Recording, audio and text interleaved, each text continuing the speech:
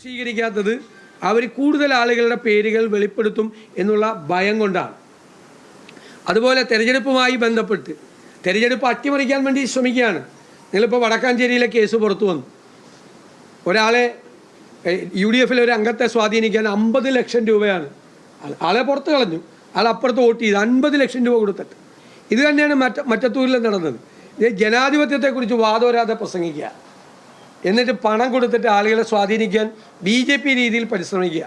CPM എത്രമാത്രം അധപ്പതിച്ചിരിക്കുന്നു എന്നതിൻ്റെ ഉദാഹരണമാണ് അവിടെയും മറ്റത്തൂരിലും കണ്ടത്. മറ്റത്തൂരിലും വടക്കാഞ്ചേരിയിൽ കണ്ട അതേ കാര്യമാണ് നടന്നത്.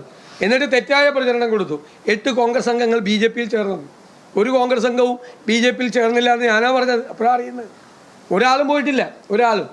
തൊടുപുഴയിൽ 16 വയസ്സുള്ള മകൻ UDF സ്ഥാനാർത്ഥിക്ക് വേണ്ടി പ്രവർത്തിച്ചു എന്നതിൻ്റെ പേരിൽ അയാളുടെ ഉമ്മയെ ബാങ്കിൽ നിന്ന് പിരിച്ചുവിട്ടു. ഒരു മരിച്ചുപോയൊരു സഖാവിൻ്റെ ഭാര്യയായിരുന്നു. അവർക്കൊരു സാധാരണ ജോലി, ഒരു കുടുംബം പുലർത്തുന്ന ആ ജോലി വെച്ചിട്ടാണ് UDF സ്ഥാനാർത്ഥിക്ക് വേണ്ടി 16 വയസ്സുള്ള മകൻ പ്രവർത്തിച്ചു എന്നതിൻ്റെ പേരിൽ അമ്മയെ ബാങ്കിൽ നിന്ന് പിരിച്ചുവിട്ട പാർട്ടിയാണ് CPM. ആലോചിച്ച് നോക്കിയേ ഏത് തരത്തിലേക്കാണ് പോകുന്നത്. എന്നിട്ട് മുഖ്യമന്ത്രി RSSനെ പ്രതിരോധിക്കുന്നത് CPM ആണെന്ന് പറയാൻ നല്ല തമാശയാണ്. RSSൻ്റെ കൂടി പിന്തുണയോടുകൂടി നിയമസഭയിലേക്ക് 77 ജയിച്ചു വന്ന MLA ആണ് ശ്രീ പിണറായി വിജയൻ. ആരോരും അറിയാതെ ഔദ്യോഗിക കാറ് മാറ്റി മസ്കറ്റ് ഹോട്ടലിൽ പോയി RSS നേതാക്കളുമായി ചർച്ച നടത്തിയ നേതാവാണ് പിണറായി വിജയൻ. BJP സുരേഷ് ഗോപിയെ തൃശ്ശൂരിൽ ജയിപ്പിക്കാൻ വേണ്ടി അജിത് കുമാറിനെ വിട്ട് പൂരം കലക്കിയ ആളാണ് പിണറായി വിജയൻ. BJPക്ക് ജയിക്കാനുള്ള സൗകര്യം ഉണ്ടാക്കി കൊടുത്തതാണ്. CPI നേതൃത്വം പോലും അത് പറഞ്ഞല്ലോ. അവരെ തോൽപ്പിക്കാൻ ശ്രമിച്ചു, വേറെ ഗൂഢാലോചന ഉണ്ടായി എന്ന് അമിത്ഷാ പറഞ്ഞപ്പോൾ PM ശ്രീയിൽ ഒപ്പിട്ട് കൊടുത്ത ആളാണ് പിണറായി വിജയൻ. BJP പറയുന്നതനുസരിച്ചിട്ടാണ്. BJP പറയുന്നതനുസരിച്ച് മാത്രം RSSും പറയുന്നതനുസരിച്ച് മാത്രം പ്രവർത്തിക്കുന്ന ഒരാളാണ് ഇപ്പോൾ. എന്നിട്ടിപ്പോൾ ചില ആളുകളെ കൊണ്ട്, ചില വ്യക്തികളെ മുന്നിൽ നിർത്തി അവരെ കൊണ്ട് വർഗീയത ഉണ്ടാക്കാൻ ശ്രമിക്കുകയാണ്. അതിപ്പോൾ LDF കലാപമായി. ഇപ്പോൾ CPI പറഞ്ഞു. CPI നേതാവിനെ ചതിയൻ ചന്തു എന്നാണ് അദ്ദേഹം പറഞ്ഞത്. CPI നേതാവിനെ, ഘടകകക്ഷിയുടെ ഏറ്റവും വലിയ നേതാവിനെ വരെ ചീത്ത വിളിപ്പിക്കുകയാണ്. വേറെ ആളുകളെ കൊണ്ടുവന്ന് ചീത്ത വിളിപ്പിക്കുകയാണ്. എന്നിട്ടിപ്പോൾ അവർ മുസ്ലിമിനെയും മുസ്ലിം ലീഗിനെയും പറയാണ്. എന്താണ് മുസ്ലിം ലീഗും അവർ തമ്മിലുള്ള പ്രശ്നം? ഉമ്മൻചാണ്ടി മുഖ്യമന്ത്രിയായിരുന്നപ്പോൾ ഉമ്മൻചാണ്ടിയും ലീഗ് ഭരിച്ചിരുന്ന വിദ്യാഭ്യാസ വകുപ്പും നിരവധി സ്ഥാപനങ്ങൾ SNDPക്ക് SNTS അനുവദിച്ചു കൊടുത്തിട്ടുണ്ട്. അതിനെ പ്രകീർത്തിച്ചുകൊണ്ട് അദ്ദേഹം നടത്തിയ പ്രസംഗത്തിൻ്റെ റെക്കോർഡ് നിങ്ങളുടെയൊക്കെ ലൈബ്രറിയിലുണ്ട്. എന്നിട്ടൊരു മാധ്യമ പ്രവർത്തകൻ അദ്ദേഹത്തോട് എന്താണ് ഇന്നലെ ആ മാധ്യമ പ്രവർത്തകൻ ചോദിച്ച തെറ്റെന്താണ്? വല്ല തെറ്റും ചോദിച്ചോ? അദ്ദേഹത്തോട് ചോദിച്ചു, നിങ്ങൾക്ക് ഈ പറയുന്ന വിദ്യാഭ്യാസ സ്ഥാപനം കിട്ടിയില്ല എന്ന് പറയുന്ന 3 ജില്ലകളിൽ നിങ്ങൾക്ക് സ്ഥലമുണ്ടോ എന്ന് ചോദിച്ചു. സ്ഥലമുണ്ടെന്ന് പറഞ്ഞു. എന്നിട്ടും വിദ്യാഭ്യാസ സ്ഥാപനം കിട്ടിയില്ല എന്ന് ചോദിച്ചു. കിട്ടിയില്ല എന്ന് പറഞ്ഞു. 10 കൊല്ലമായിട്ട് പിണറായി വിജയനല്ലേ ഭരിക്കുന്നത്, അപ്പോൾ തരാത്തത് അദ്ദേഹമല്ലേ എന്നാണ് ചോദിച്ചത്. ആ ഗവൺമെൻറ് അല്ലേ. ഇനി ആ ഗവൺമെൻറ് വരണമെന്ന് പറയുന്ന ആൾ ഇനി ആ ഗവൺമെൻറ് വന്നാൽ കിട്ടുമോ? അതല്ലേ ചോദിച്ചത്. അത് ഞങ്ങളോടൊക്കെ നിങ്ങൾ എന്തെല്ലാം ചോദ്യങ്ങളാണ് ചോദിക്കുന്നത്. അതിനയാൾ വർഗീയവാദിയാണ് എന്ന് അയാൾക്കെതിരെ ആക്ഷേപിക്കുകയാണ് ഒരു മാധ്യമ പ്രവർത്തകൻ ചോദിച്ചതിനെതിരായിട്ട്. ഇതെല്ലാത്തിനും കൊട പിടിച്ചു കൊടുക്കുന്നത് മുഖ്യമന്ത്രി പിണറായി വിജയനാണ്. അദ്ദേഹത്തിന് പറയാൻ പറ്റാത്ത കാര്യം കൂടി ബാക്കിയുള്ളവരെ കൊണ്ട് പറയിപ്പിക്കുകയാണ്. തുടരട്ടെ, അത് തുടരുന്നതാണ് നല്ലത്, നിർത്തണ്ട. ഞാൻ നേരത്തെ പറഞ്ഞതുപോലെ എല്ലാ ആഴ്ചയും ഇങ്ങനെയുള്ള ആളുകൾ ഒരു പത്രസമ്മേളനം തിരഞ്ഞെടുപ്പ് വരെയെങ്കിലും നടത്തണമെന്നാണ് എൻ്റെ റിക്വസ്റ്റ്. അതങ്ങനെ നടത്തിപ്പോകട്ടെ. എവിടെ എത്തി നിൽക്കുന്നു? ടീം UDF ആയി ഇപ്പുറത്ത് നിൽക്കുമ്പോൾ ശിഥിലമായ LDF ആണ് മറുവശത്ത്. ശിഥിലമായ തെരഞ്ഞെടുപ്പ് തോൽവിയോട് കൂടി LDF ശിഥിലമാവുകയാണ്. ടീം UDF സ്ട്രോങ് ആയി നിൽക്കുകയാണ്. അതാണ് തെരഞ്ഞെടുപ്പ് കഴിഞ്ഞപ്പോൾ ഉള്ള രാഷ്ട്രീയ വിശകലനം. മാറാട് കലാപം മോഡൽ വീണ്ടും കലാപം ഉണ്ടാക്കാൻ മുസ്ലിം ലീഗ് ശ്രമിക്കുന്നതടക്കം വലിയ വിമർശനങ്ങളാണ് അദ്ദേഹം ഉന്നയിച്ചുകൊണ്ടിരിക്കുന്നത്. ഞാൻ എന്തടിസ്ഥാനത്തിലാണ് അദ്ദേഹം പറയുന്നത്? എന്തടിസ്ഥാനത്തിലാണ് കലാപം ഉണ്ടാക്കാൻ പോകുന്നതെന്ന് പറയുന്നത്? അത് മുഖ്യമന്ത്രിയുടെ വാക്കുകളാണ് അദ്ദേഹത്തിൽ കൂടി വരുന്നത്. കേരളത്തിന് ഭരിക്കുന്ന മുഖ്യമന്ത്രി അങ്ങനെ എന്തെങ്കിലും ഉണ്ടെങ്കിൽ പോലീസ് അദ്ദേഹത്തിൻ്റെ കീഴിലല്ലേ നടപടിയെടുക്കണ്ടേ? എത്ര ഹീനമായ വർഗീയതയാണ് ഈ പറയുന്നത്. വിദ്വേഷത്തിൻ്റെ പ്രചരണമാണ് നടത്തുന്നത്. സംഘപരിവാർ നടത്തുന്ന അതേ വിദ്വേഷ പ്രചരണമാണ് മുഖ്യമന്ത്രി പിണറായി വിജയൻ്റെ നേതൃത്വത്തിൽ ഈ പറയുന്ന ആളുകൾ നടത്തുന്നത്. മുഖ്യമന്ത്രിയുടെ സർവ്വ അനുഗ്രഹ ആശംസകളോടും കൂടിയാണ്. ഇതെല്ലാം പറഞ്ഞതിൻ്റെ പിറ്റേ ആഴ്ചയാണ് അദ്ദേഹത്തെ പോയി പൊന്നാട അണിയിച്ചത്. മുഖ്യമന്ത്രിയുടെ കാറിൽ കയറി നടക്കുന്ന ആളുകളാണ് ഇത് പറയുന്നത്. ഈ വർഗീയ പ്രചരണം ഉറപ്പായിട്ടും മുഖ്യമന്ത്രിയാണ് ഇതിൻ്റെ പുറകിൽ.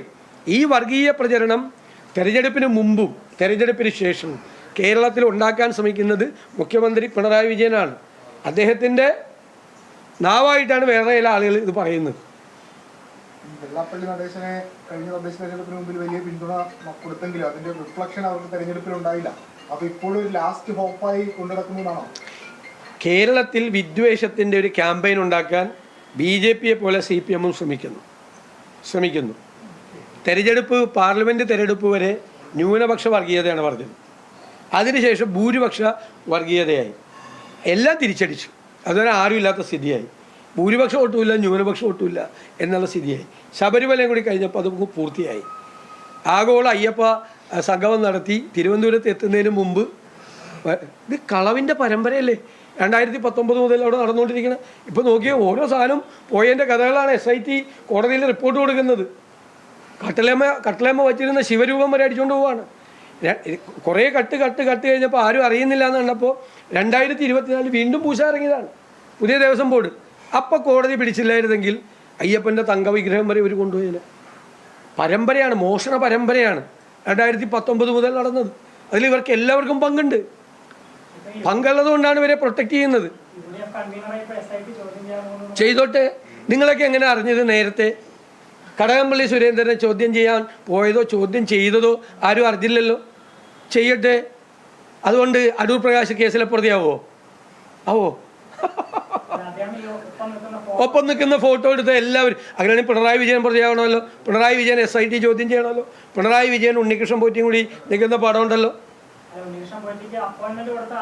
അല്ലല്ല, ആര് അപ്പോയിൻമെന്റ് കൊടുത്ത എന്താ കുഴപ്പം? ഞാൻ ചോദിക്കട്ടെ, ഒരു കേസിൽ ഇപ്പോൾ അയാൾ അന്ന് പ്രതിയല്ലല്ലോ. അല്ലല്ല, അന്ന് അയാൾ പ്രതിയല്ലല്ലോ. അതിനേക്കാൾ എളുപ്പം ഉണ്ണികൃഷ്ണൻ പോറ്റിയെ പറ്റി അറിയാൻ എളുപ്പം പിണറായി വിജയനല്ലേ. പിണറായി വിജയൻ്റെ സഹപ്രവർത്തകരാണല്ലോ ഉണ്ണികൃഷ്ണൻ പോറ്റിയുടെ കൂടെ കയറി ഈ അയ്യപ്പൻ്റെ സ്വർണം മുഴുവൻ മോഷ്ടിച്ചത്. എന്നിട്ട് ആ ഉണ്ണികൃഷ്ണൻ പോറ്റിയുടെ കൂടെ ഈ സ്പെഷ്യൽ ബ്രാഞ്ച് പോലും അറിയാതെയാണോ മുഖ്യമന്ത്രി കൂടെ നിന്നത്? ഞാൻ മുഖ്യമന്ത്രി കൂടെ നിന്നതിനെ കുറ്റപ്പെടുത്തില്ല. അല്ല, കേൾക്ക്, ഞാൻ മുഖ്യമന്ത്രി കൂടെ നിന്നതിനെ ഞാൻ കുറ്റപ്പെടുത്തില്ല. കാരണം മുഖ്യമന്ത്രിക്ക് അറിയണമെന്നില്ല ഇയാൾ കൊള്ളക്കാരനാണോ അല്ലേ എന്ന്. പക്ഷെ അടൂർ പ്രകാശ് ഉണ്ണികൃഷ്ണൻ പോറ്റിയുടെ കൂടെ നിന്ന് ഫോട്ടോ ഉള്ളതിൻ്റെ പേരിൽ അടൂർ പ്രകാശിനെ നിങ്ങൾ ചോദ്യം ചെയ്യുകയാണെങ്കിൽ ഉറപ്പായിട്ട് പിണറായി വിജയനെയും ചോദ്യം ചെയ്യണം. ആ പോറ്റിയുടെ കൂടെ ഉണ്ട്, പോറ്റിയുടെ കൂടെ പിണറായി വിജയനും ഉണ്ട്. ആര് അപ്പോയിൻമെന്റ് എടുത്തു കൊടുത്താലും എന്താ കുഴപ്പം? അന്ന് അയാൾ ഏതെങ്കിലും കേസിൽ പ്രതിയാണോ?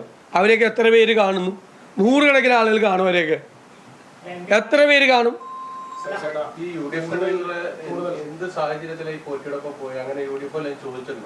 അല്ല, അത് ചോദിക്കേണ്ട ആവശ്യമില്ല. അന്ന് അയാളൊരു കേസിൽ പ്രതിയായിട്ടുള്ള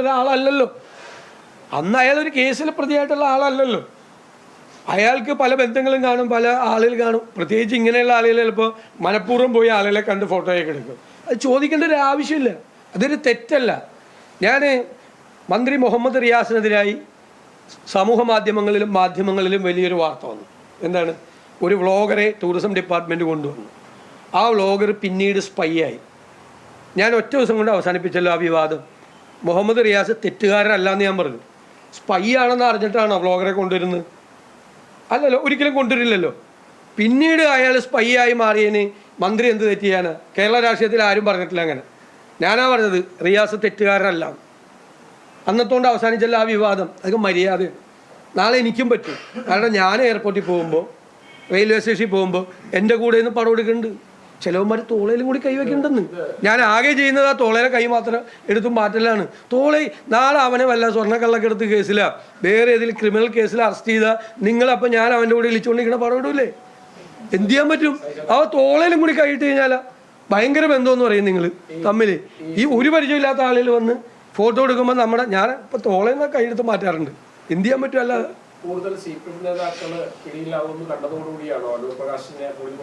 അല്ല, ഇവര് നാണം കെട്ട് നിൽക്കുവാന്ന് നിങ്ങൾക്ക് എല്ലാവർക്കും അറിയാമല്ലോ. സ്വർണം കട്ടതിൽ നാണം കെട്ട് നിൽക്കുവാണ്.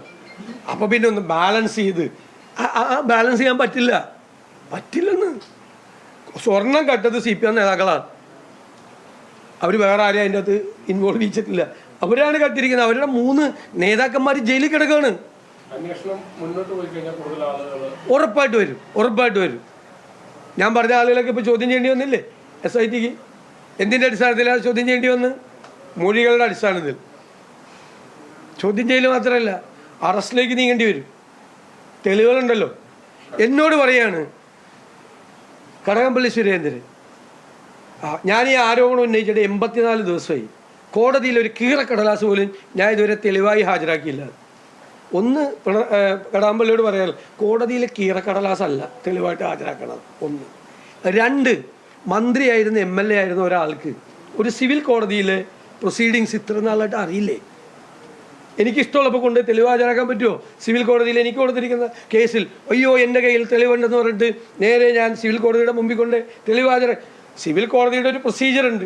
ആ പ്രൊസീജിയറിൽ എന്നെ വിളിക്കും, എന്നോട് തെളിവുകൾ ഹാജരാക്കാൻ പറയും, ഞാൻ തെളിവുകൾ ഹാജരാക്കും. അപ്പോഴല്ലേ തെളിവ് ഹാജരാക്കാൻ പറ്റുള്ളൂ. ഒന്നും പറയാനില്ലാണ്ട് വിളിച്ചു പോവുകയാണ്, വിളിച്ചു പറയുവാണ്, ഉറക്കെ വിളിച്ചു പറയുക. ട്രയൽ തുടങ്ങുമ്പോൾ തെളിവ് ഹാജരാക്കും. ഞാൻ പറഞ്ഞിട്ടുണ്ടല്ലോ, അദ്ദേഹം എനിക്ക് അയച്ച നോട്ടീസിൽ ഞാൻ കൊടുത്തിട്ടുണ്ടല്ലോ. ഞാൻ പറഞ്ഞു ഞാനത് കണ്ടസ്റ്റ് ചെയ്യാൻ തയ്യാറാണെന്ന് പറഞ്ഞു. അപ്പോഴാണ് 2 കോടി രൂപയ്ക്ക് മാനനഷ്ട കേസ് കൊടുത്തത്.